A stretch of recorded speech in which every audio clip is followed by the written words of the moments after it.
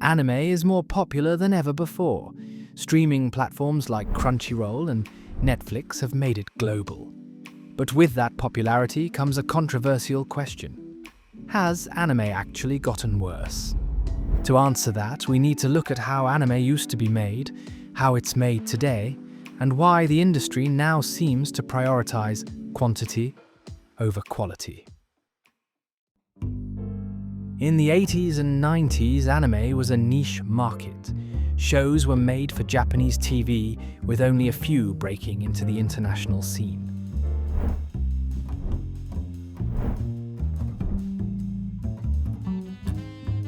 Because anime wasn't mass-produced globally, fewer series were made each year, but those shows often had more care put into them. Studios relied on hand-drawn cells, painted by teams of artists. Budgets were higher relative to the number of projects, and animators had more time to create memorable work. Movies like Akira or Ghost in the Shell weren't just entertainment. They were showcases of what Japanese animation could achieve. By the 2000s, anime production shifted to digital.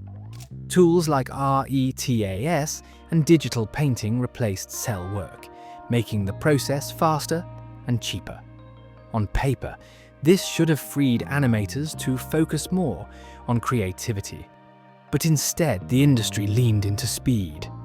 Digital production lowered the barrier to entry. Suddenly, studios could produce more shows in less time, and broadcasters wanted to fill slots with as much content as possible. This coincided with the explosion of the isekai genre, where formulaic stories could be produced quickly and reliably. Here's where anime's success became its own problem. As anime spread worldwide, companies realized there was more money in producing many shows rather than a few masterpieces. Streaming demand. Platforms like Netflix and Crunchyroll needed constant new content to keep subscriptions going. Global popularity. Anime went from niche to mainstream, and studios saw an opportunity to cash in. Merchandise and licensing. Often, anime serves as an ad for manga, light novels, or merchandise. Quantity meant more chances to push products. Safe genres. Formulaic genres like isekai could be produced on a schedule, even if the animation quality wasn't groundbreaking. The result? A flood of anime every season, but fewer shows with the jaw-dropping artistry of the past.